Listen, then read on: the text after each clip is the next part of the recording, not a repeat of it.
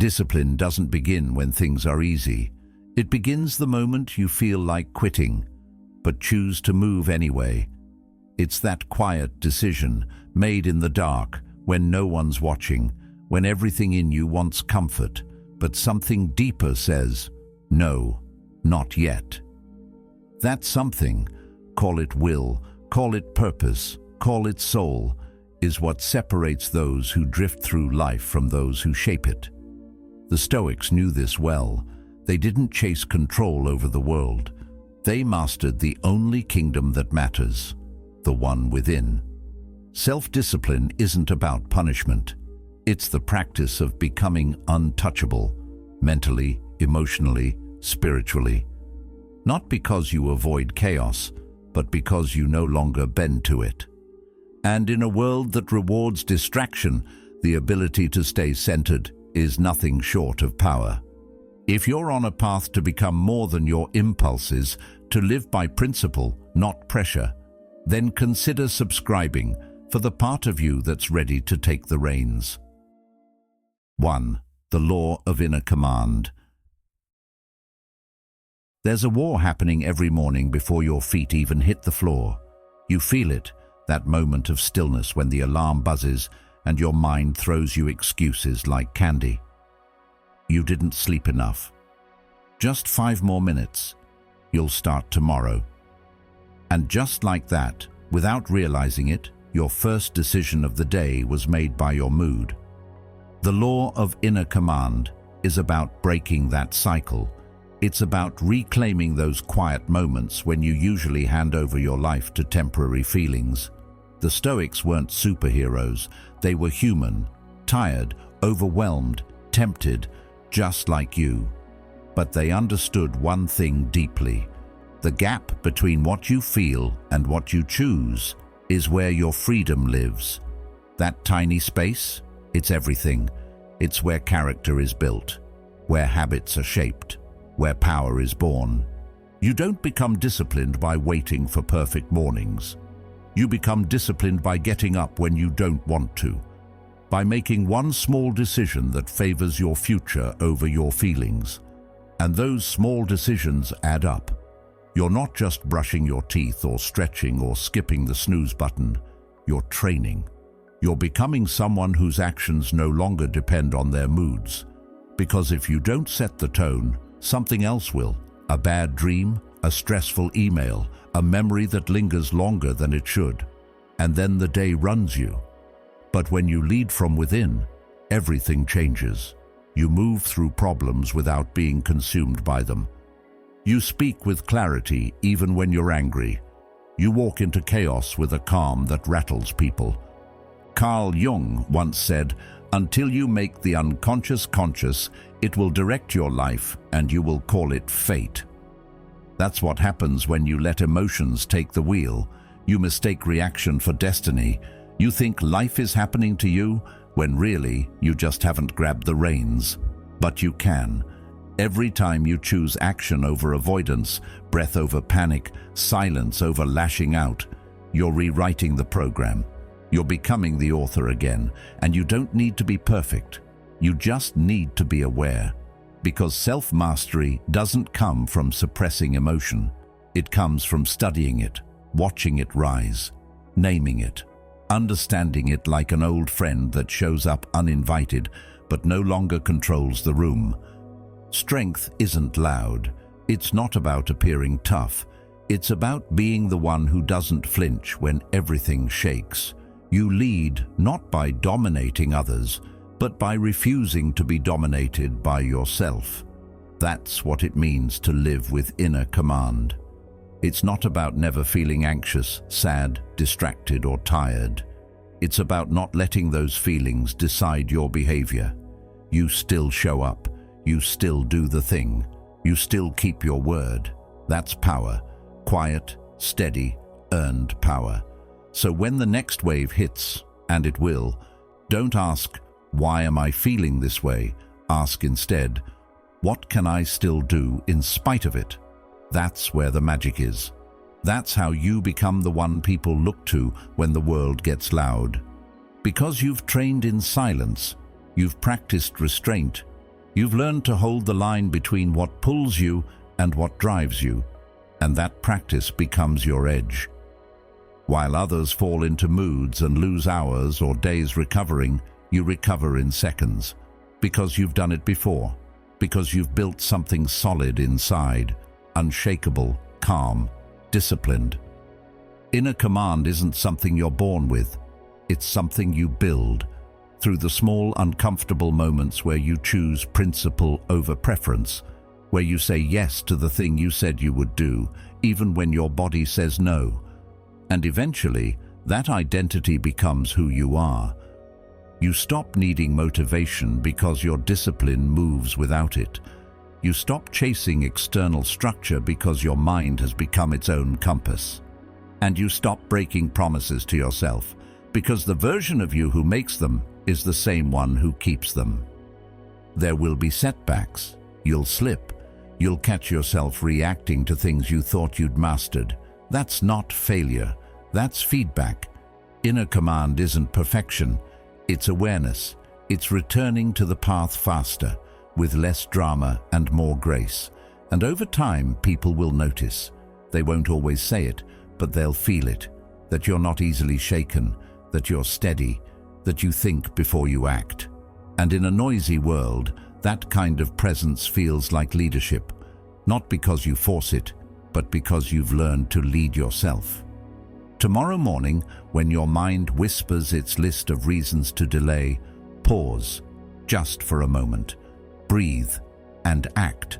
Let that be the first win of the day, the first vote for the person you're becoming. The world doesn't need more people chasing hype. It needs more people building quiet control. Start there. Start now. Because the longer you wait to master your moods, the longer you wait to own your life. 2. The law of strategic restraint.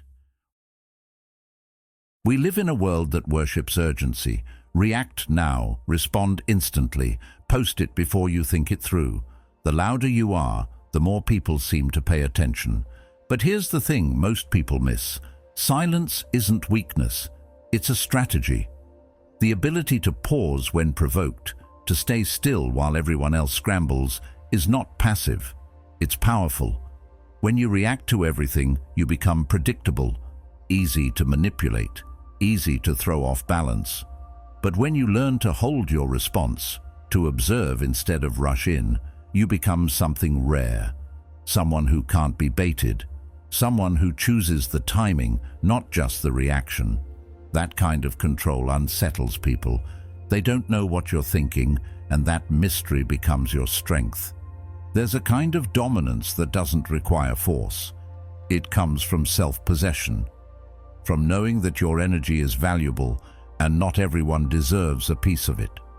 Strategic restraint isn't about shutting yourself off. It's about choosing when, where, and how you engage. It's learning that not every battle is worth fighting, and not every invitation to chaos deserves a response. When someone pushes your buttons and you don't move, you send a message louder than any words. You say, "I'm not controlled by this. I decide when to speak, when to act, when to care." And that kind of stillness, it terrifies the insecure. Because they live on reaction, they need your attention to feel significant. When you take that away, you expose the truth. They have no real power over you.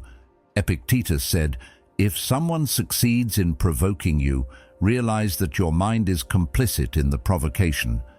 That line hits deep because it reminds us that no one makes us react. We choose it, whether we realize it or not. Every time we jump to explain ourselves, argue back, or lash out, we've allowed someone else to set our pace. But when you step back, when you breathe instead of boil, you reclaim your power. That's what Stoic restraint is about. It's not emotional suppression, it's emotional redirection. You feel the surge, but you don't let it steer the wheel. You observe it, you name it, and you decide if it serves your higher path. If it doesn't, you let it pass like a wave that never quite reaches shore. You'll notice something when you start practicing restraint. The noise fades. The drama shrinks. You stop being pulled into petty things. You stop needing to explain yourself to people who've already made up their minds. You stop trying to prove your worth in conversations that were never about truth to begin with. That silence becomes your filter. It protects your peace. It protects your energy. It protects your clarity. And in that space, you start to hear your own thoughts again, clean, undisturbed, sharp. While others are busy performing, you're preparing. While they're reacting, you're learning. You're watching patterns, taking mental notes, letting the moment reveal more than words ever could. Because people always show themselves if you give them enough space. You don't have to force it. Some will call you cold. Some will accuse you of being distant. That's fine. Let them misunderstand you. Let them guess. That discomfort they feel isn't your problem. It's their reaction to your peace. Most people are uncomfortable around someone they can't read or rattle, but you're not here to make everyone comfortable. You're here to live aligned, to stay clear, to protect your emotional resources like they're gold, because they are. There is nothing weak about choosing calm over chaos. There is nothing passive about choosing to be selective with your energy. That's how you last. That's how you gain depth, not just speed. In a world sprinting toward burnout, restraint is a long game most people aren't strong enough to play. Socrates once said, "I know that I am intelligent because I know that I know nothing." That kind of humility pairs perfectly with restraint. It reminds you that you don't need to win every argument, prove every point, or fix every misunderstanding. Sometimes, the most intelligent thing you can do is simply stay silent. Let people believe what they need to. You know who you are. You know what you're building. You know your values. And when you know those things deeply, you stop needing to explain them constantly. That doesn't mean you never speak. It means that when you do, your words carry weight. Because you weren't speaking just to be heard. You were speaking with intention. The world gives power to those who hold their center. Think about that. The people who make the biggest impact aren't the loudest. They're the ones who speak the least, but say the most. The ones whose energy walks into the room before they do. The ones who don't need to chase attention because their presence commands it. That's what restraint builds. It builds gravity, stillness, composure. And yes, that makes you harder to access. But it also makes you harder to replace. While others are diluted by overexposure, you become valuable through scarcity. You speak less, but people listen more. You show up less, but people remember more. And not because you're trying to be mysterious, but because you're not wasting your breath where it doesn't matter. Restraint is intentional. It's trained. It's built through years of observing your own patterns and learning how to interrupt them, through deciding over and over that peace matters more than being right, that clarity matters more than control, that direction matters more than distraction. And once you learn that, you can't go back. You start to recognize how much time you used to waste trying to fix, explain, or manage other people's emotions. And you let go, not out of apathy, but out of alignment. You focus on what you can control, and you let the rest fall away. Strategic restraint gives you space to build. It's the quiet shield that keeps you focused when the world is chaotic. It's the skill that turns triggers into tools. Instead of exploding, you evaluate. Instead of defending, you decide. Instead of rushing, you return to stillness. That kind of behavior is rare, and that's exactly why it's so powerful. Most people are slaves to their reactions. You're not. You've trained, you've waited, you've learned to respond, not from impulse, but from vision. And in that space, you don't just survive the noise, you rise above it. You become a reference point for others, not because you shouted over them, but because you didn't need to.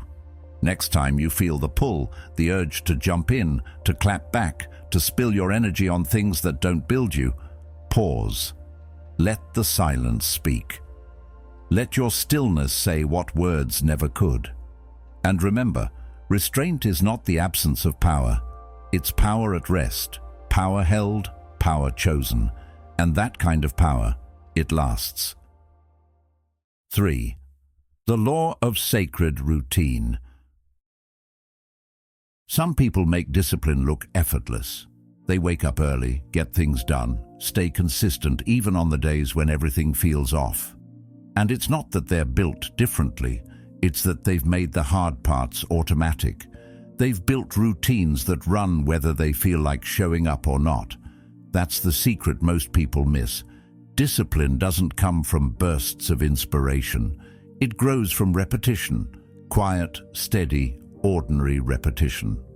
Not the kind that impresses people, but the kind that changes you when no one's watching. Sacred routine isn't about becoming a machine. It's about aligning your actions with your values so tightly that doing the right thing becomes your default. When your day has a rhythm, everything moves smoother. You don't have to argue with yourself about getting out of bed or whether you're going to train today. You just do it, because that's what you do. The Stoics taught that we should live according to nature, not just the world around us, but our own deeper nature. And that nature becomes clearer the more you remove friction from your life. Friction like indecision, friction like waiting for motivation. When your actions are tied to who you are instead of how you feel, you free up your mind to focus on the bigger things. Life becomes less about constant effort and more about quiet momentum. You don't need to overhaul your life overnight. Sacred routine starts small. One morning habit, one evening wind down, one block of time each day where you protect your focus. Maybe it's 10 minutes of silence. Maybe it's a walk. Maybe it's simply writing down what you want to accomplish tomorrow. What matters is consistency, because every repeated action is a vote for your future. You're literally sculpting your identity through repetition. And once your habits match your purpose, discipline stops feeling like force. It starts feeling like flow. There's a quiet confidence that comes with structure. It doesn't mean you're rigid, it means you're rooted. Even when life throws you off, you return to your rhythm. You don't spiral, you don't get lost, you just reset. That's the beauty of routine. It's a lifeline. When everything feels chaotic, your systems give you something solid to stand on. That's why Stoicism emphasizes preparation, not just for crisis, but for living well in every ordinary moment. Epictetus said, "First say to yourself what you would be, and then do what you have to do." That's the foundation of routine. Decide who you are, then prove it with what you do, again and again and again. Sacred routine doesn't demand that you be perfect. It just asks you to show up, to make small, intentional movements in the direction you want to go. You won't always feel inspired. Some days you'll be tired, distracted, unmotivated. That's expected. But the disciplined don't wait for the right feeling. They move anyway. And it's that motion, slow, imperfect, consistent, that builds the mental strength most people chase through hacks and hype. While others seek intensity, you're focused on continuity. While they burn out chasing peaks, you're quietly stacking bricks. Carl Jung once said, "You are what you do, not what you say you'll do." And that truth cuts deep, because we all have ideas of who we want to be, but without routine, those ideas float. They fade. You may mean well, but unless your calendar reflects it, your identity never takes shape. That's why routine isn't just about time management. It's about character. You're training your nervous system to trust you, to believe that when you say something matters, you'll follow through. That trust becomes a foundation for everything else. Confidence, resilience, peace. Think about the energy you waste when you don't have structure. Every decision becomes heavier. Should I work now or later? Should I scroll for 5 minutes or start the project? Should I skip the gym just this once? Without routine, you're constantly negotiating with yourself, and that negotiation drains willpower. But when the structure is set, you conserve that energy. You act without the inner tug of war. That freedom isn't restrictive. It's liberating. You stop relying on fleeting motivation and start depending on your systems. There's something sacred about repetition.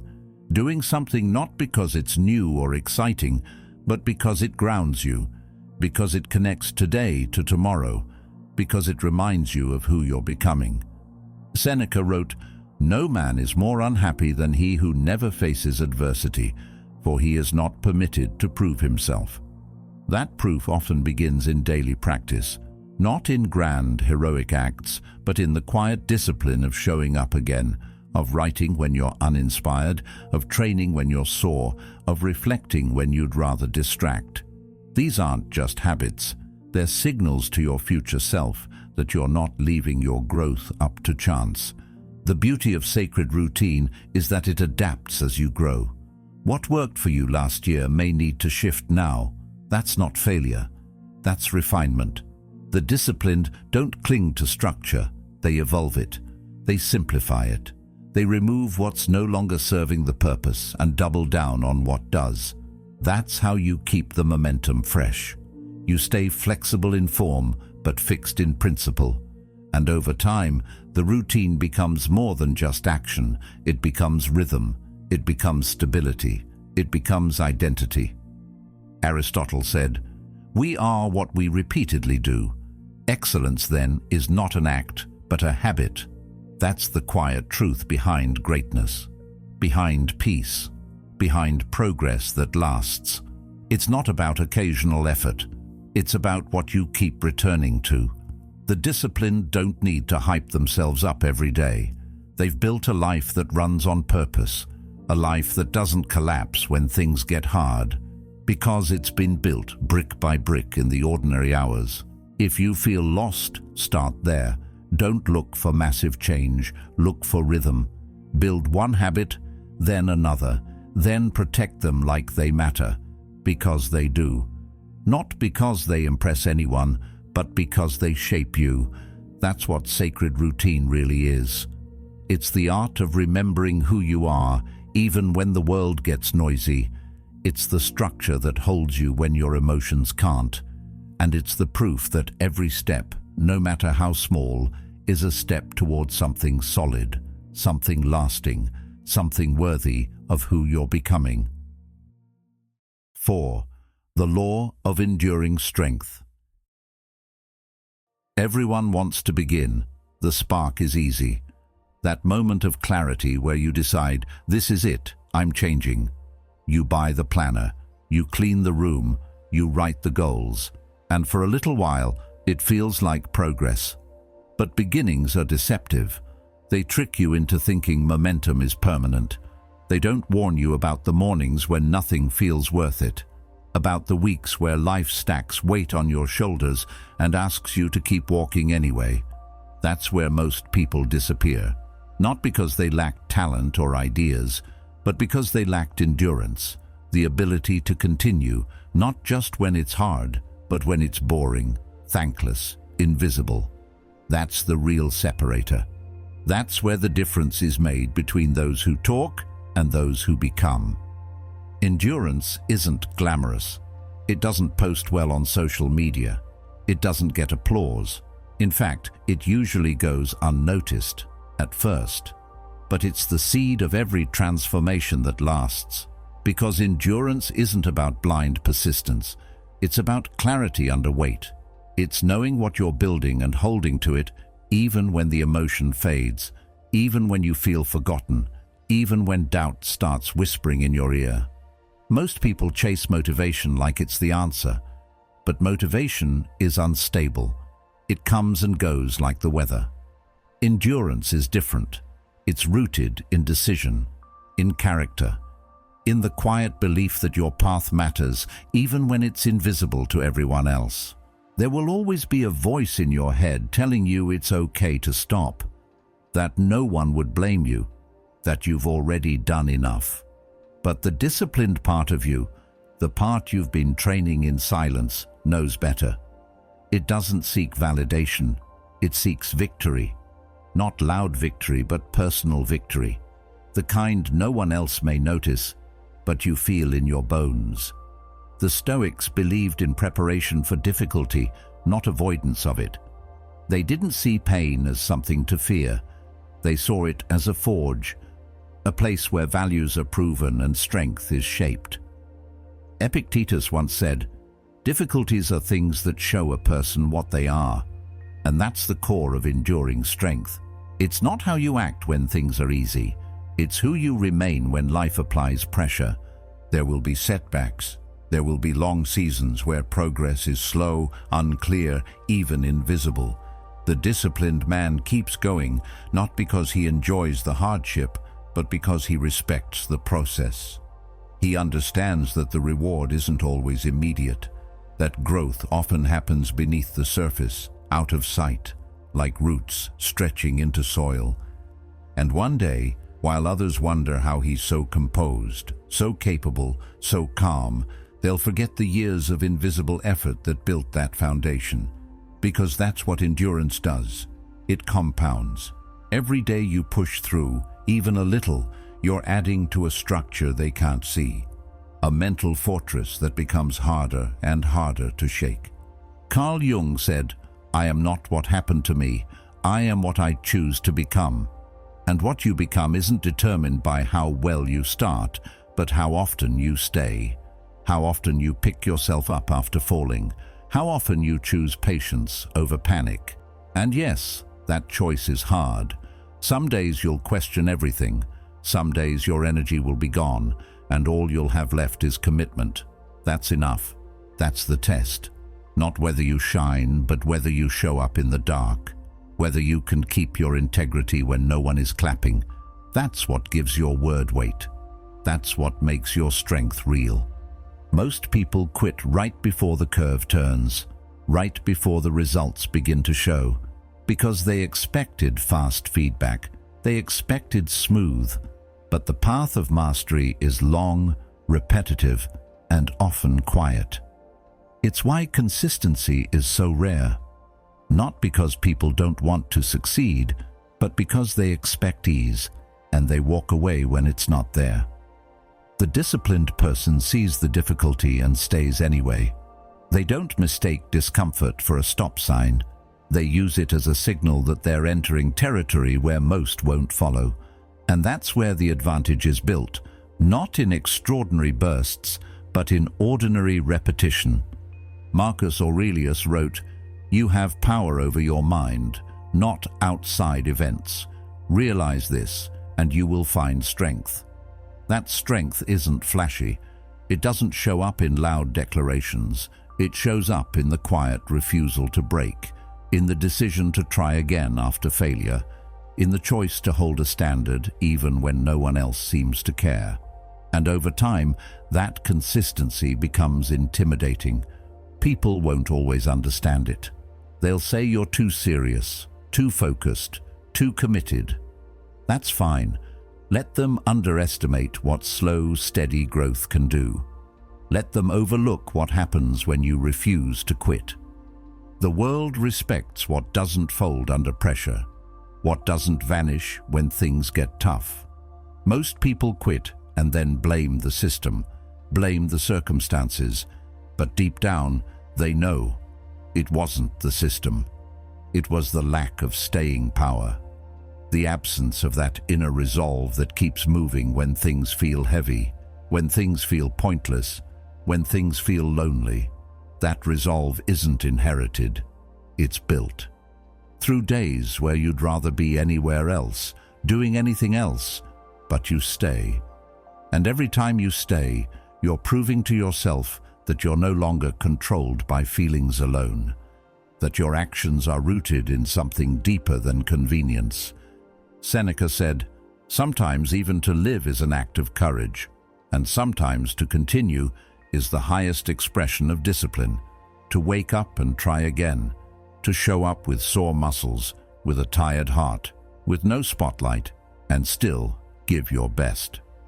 Because deep down, you know something most people never learn. Strength isn't a moment, it's a habit. And that habit is built through resistance, through fatigue, through failure. Each one of those moments is shaping you, not punishing you, shaping you, teaching you how to last. And when the storms come, and they will, you won't have to fake your calm. You'll have earned it. Enduring strength isn't loud. It doesn't need to be.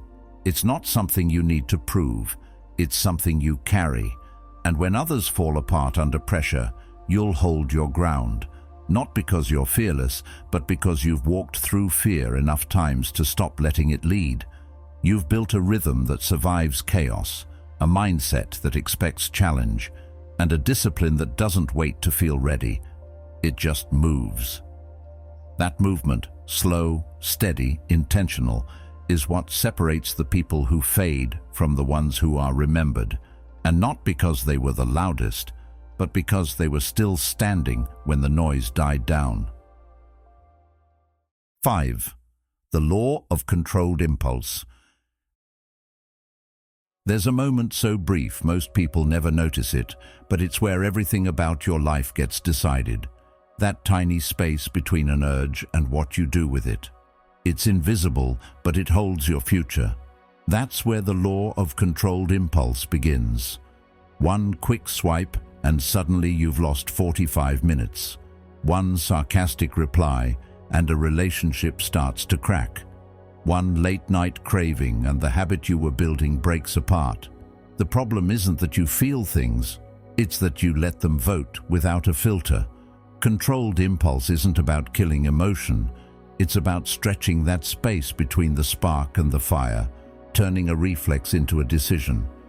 And when you learn to do that, even just a little, you start to realize how much power you've been giving away. Impulse wants you to move fast. It wants you to click, eat, react, shout, escape. It whispers, just this once. It promises ease. But what it rarely offers is clarity. What feels urgent in the moment usually looks foolish in hindsight. So instead of obeying that sudden pull, pause. Just pause. Take a breath. Ask yourself, is this reaction really mine? Or is it something I've just repeated for so long it feels automatic? You don't need to judge it. You just need to see it. Because the moment you observe an impulse, you interrupt its grip. And in that gap, however small, you step back into the driver's seat. You stop being dragged. You start choosing. The Stoics didn't aim to erase emotion. They aimed to understand it, to sit with it like a guest, not a dictator, to feel anger rise but not let it steer the wheel, to sense desire but not let it lead them into places they'd regret. You learn to hold the emotion without being held by it. There's a dignity in restraint, a calm sort of strength that comes from knowing you could react, but didn't, that you saw the flame and chose not to throw fuel on it. That's not weakness, that's wisdom. Most people are just acting out patterns they've never taken time to examine. They think they're making choices, but they're really just responding to programming, old wounds, unchecked habits, environmental noise. When you slow down and shine light on those patterns, you create options. You begin to replace reaction with reflection. You can feel envy without letting it eat you. You can feel shame without letting it shut you down. You can feel attraction, distraction, frustration, and instead of letting them run wild, you hold them in your hands and ask, what would the best version of me do with this? You're not here to live like a robot. You're here to live with intention, and that means learning to channel energy, not escape it. Anger can become drive, fear can become focus.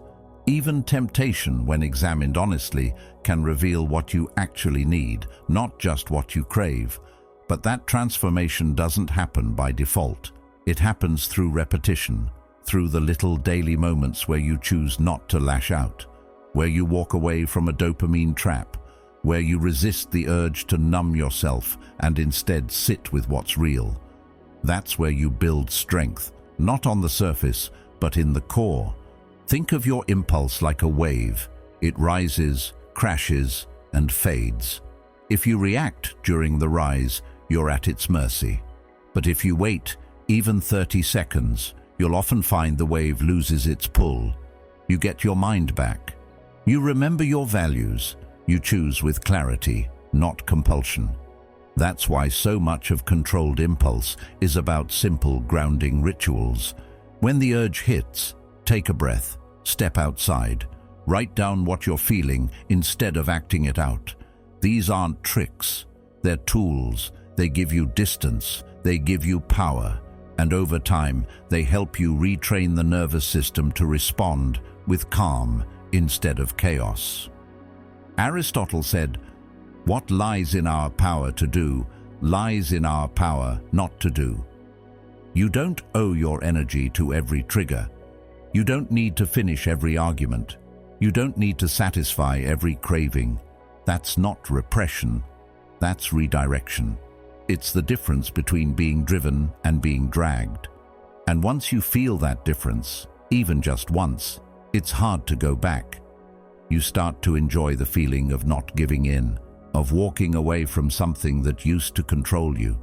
That's real progress. Not a loud, flashy change, but a quiet reclaiming of your agency.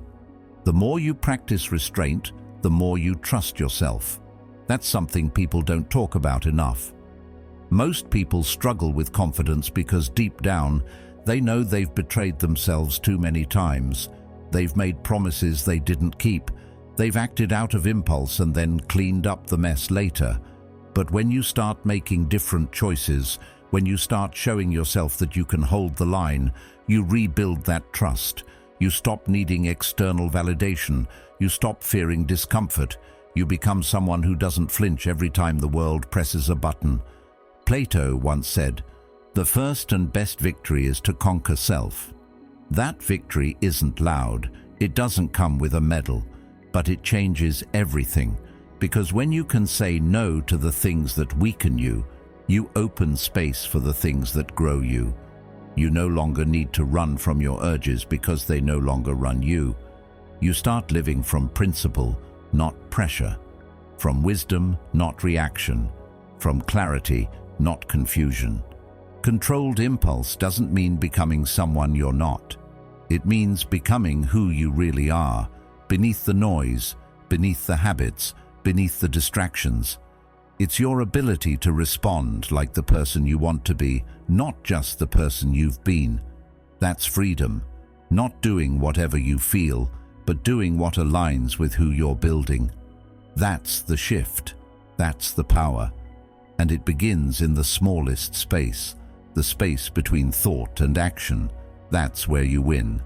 One moment at a time, one choice at a time, until reaction becomes response, and your life begins to reflect not your urges, but your values. 6. The law of energy preservation. You wake up with a full battery, but by noon you feel drained. And it's not because you ran a marathon or built something meaningful. It's because you leaked your energy through meaningless conversations, through scrolling past things that made you angry but changed nothing, through explaining yourself to people who never really wanted to understand, through tiny, constant reactions to everything that doesn't matter. And yet you wonder where your drive went. It didn't vanish. It was scattered, wasted on things that only take, never give. That's the quiet danger of living without boundaries. It's not loud, it's not dramatic, it's just a slow leak. And over time it robs you of everything that matters. Energy preservation isn't about hiding from life, it's about becoming selective with your engagement. It's about realizing that you're not supposed to be available for everything, to everyone, all the time. Just because something asks for your attention doesn't mean it deserves it. The Stoics understood this deeply. They knew that your energy is your most sacred currency.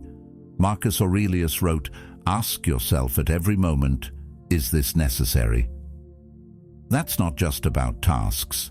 It's about people, platforms, habits, thoughts. Because not everything that enters your world deserves to stay. Look around at your daily life. How much of it feeds you, and how much of it feeds on you? How many of your conversations leave you lighter, more focused, more clear? And how many leave you feeling heavy, like your brain's been scraped raw?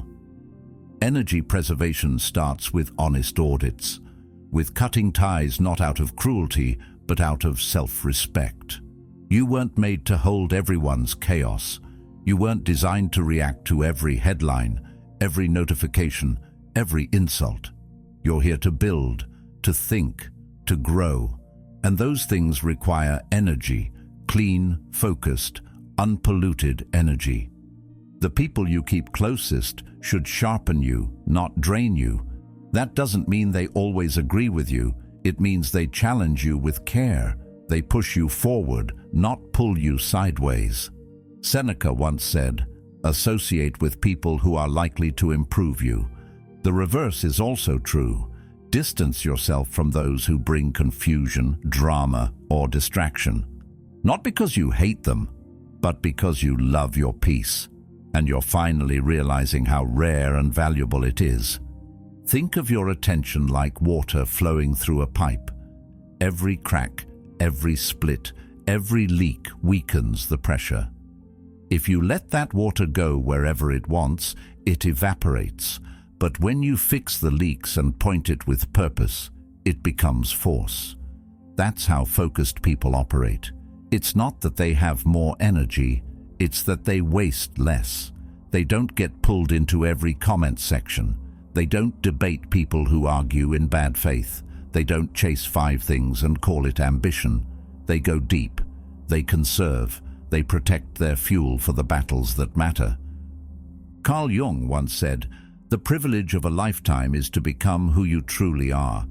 But how can you do that when your energy is constantly hijacked by noise? Becoming yourself requires stillness, reflection, depth, none of which survive in a mind that's always plugged in and pulled apart. That's why you need to create pockets of protection, time that belongs to no one but you. A space where your thoughts aren't shaped by other people's chaos, where your mind can breathe. Because a tired mind doesn't build, it reacts, it copies, it survives, but it doesn't create. Energy preservation also means respecting your body, your food, your rest, your breath. You don't have to be extreme, you just have to be intentional. Drink water when your mind feels foggy. Step outside when the walls start to press in. Move your body before your thoughts turn toxic. The smallest acts often create the biggest shifts, and once you realize that your physical habits are the foundation of your mental state, you stop treating them like optional chores. You start seeing them as pillars, because a depleted body will always carry a scattered mind. You don't need to do more, you need to do less, with more meaning. Stop measuring your days by how much you fit in. Start measuring them by how much of what you did actually mattered. 1 clear hour beats 6 distracted ones. 1 meaningful conversation beats 5 draining ones. 1 decision backed by full presence beats 10 rushed guesses. You're not running out of time, you're running out of attention. That's what needs to change. Aristotle said, "The energy of the mind is the essence of life." If that's true, then every time you spend your energy without awareness, you're chipping away at your essence.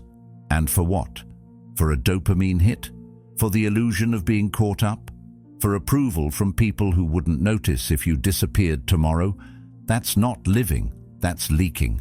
And when you stop leaking, you start leading. Your thoughts get sharper, your decisions get cleaner, your inner voice gets louder. Because finally there's space for it to speak. You'll know you're preserving your energy when you start saying no more often, when silence becomes your default, not your discomfort, when you stop jumping into things just because they feel urgent, and when people start wondering how you're so calm, so focused, so clear. They'll assume it's talent or luck, But it's not. It's discipline.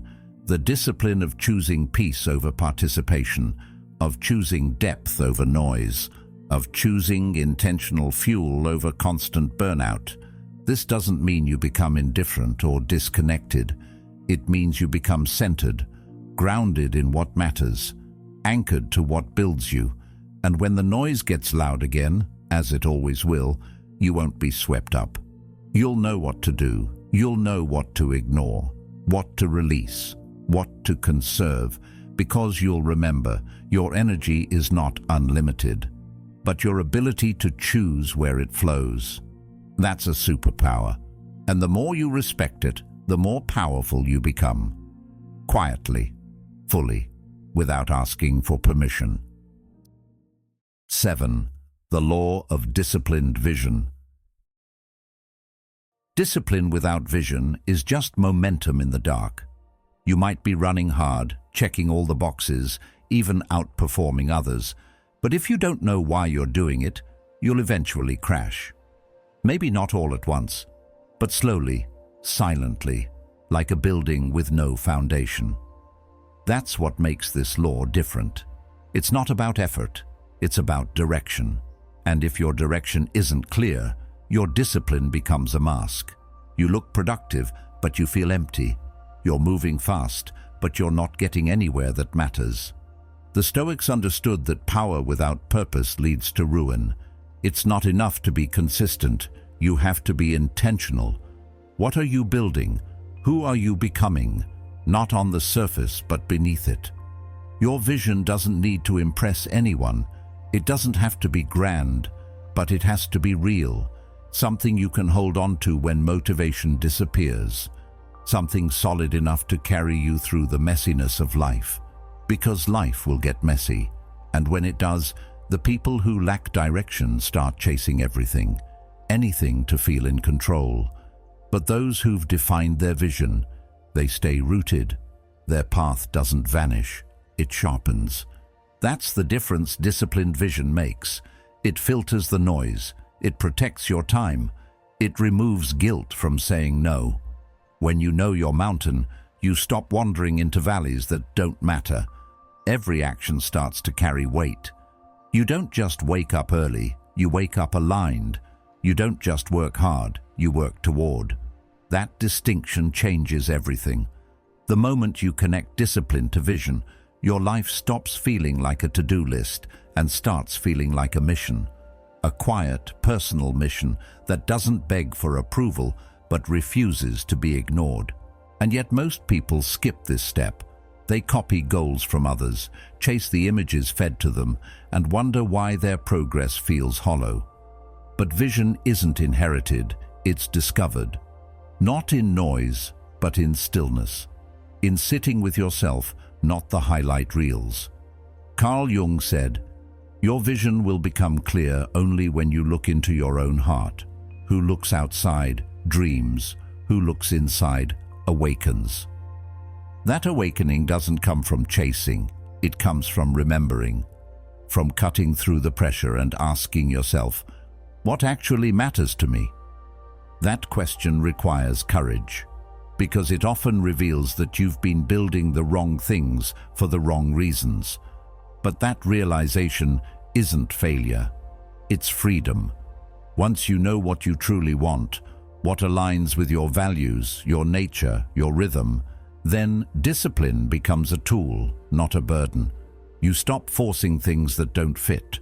You stop clinging to goals that impress others, but starve your soul. You start building something that lasts because it comes from who you really are, not who you're pretending to be. Vision doesn't remove struggle. It gives it meaning. When you're clear on your direction, you can endure more. Sacrifice doesn't feel like loss. It feels like construction. You're not just skipping the party or waking up early or walking away from distractions. You're laying bricks. Each choice becomes a thread in something much bigger, something that's forming quietly in the background while the rest of the world chases quick wins. That long-term focus, grounded in disciplined vision, is what separates noise from legacy. Socrates once said, The unexamined life is not worth living. But it's not enough to reflect. You have to align. Reflection without alignment is just mental clutter. The disciplined person uses reflection like a compass. Every week, every month, every season, they zoom out. They ask, am I moving toward what I said matters? Do my habits reflect my values? Are my actions building a life I actually respect? That kind of questioning doesn't weaken your pace. It sharpens it. You don't change direction every time life gets hard, but you do adjust. You refine. You adapt while staying loyal to the core of your mission. That's what most people get wrong about vision. They think it has to be fixed, unmoving, permanent. But disciplined vision grows with you. It matures. The details shift, but the center, the core values, the deeper calling stays. That's what you return to when life shakes you. That's the compass you hold when the path ahead gets foggy. Because even if you can't see the full mountain, you know the direction. And that's enough to keep walking. Aristotle said, knowing yourself is the beginning of all wisdom. When you know what you want, and more importantly why, then your no's become stronger. Your distractions become easier to walk away from. You no longer say yes out of fear of missing out. You say yes out of alignment. You say no out of clarity. And slowly, your life starts to reflect something rare, inner order. The outside may still be chaotic, but inside, you're structured, calm, directed. This is where real confidence is born, not from hype or fake positivity, but from knowing that every day you're honoring a vision that actually means something. You're not wasting your life climbing someone else's ladder. You're building your own. And that kind of inner congruence shows in the way you speak, in the way you walk into a room, in the way you don't flinch when others doubt you. Because you're not performing, you're aligned. That alignment radiates. It makes you steady when others shake. It makes you magnetic without needing to impress.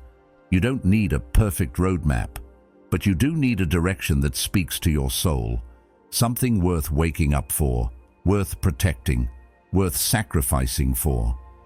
That's the anchor of disciplined vision. It's what gives your hard days a purpose and your small wins a deeper satisfaction.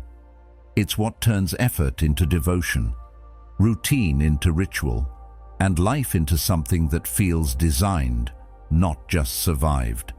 So if you've been doing everything right but still feel off, zoom out.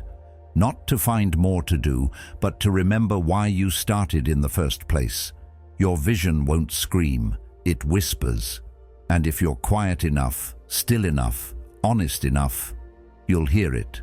And once you do, you'll realize that every moment of discipline was never just about control. It was always about becoming, about building something you could live inside, not escape from. Because at the end of the day, discipline is the engine, but vision is the road. And when they move in sync, you don't just move, you arrive, quietly, steadily, with every step stitched to something real. That's how you build a life that doesn't just look strong, but feels unshakable.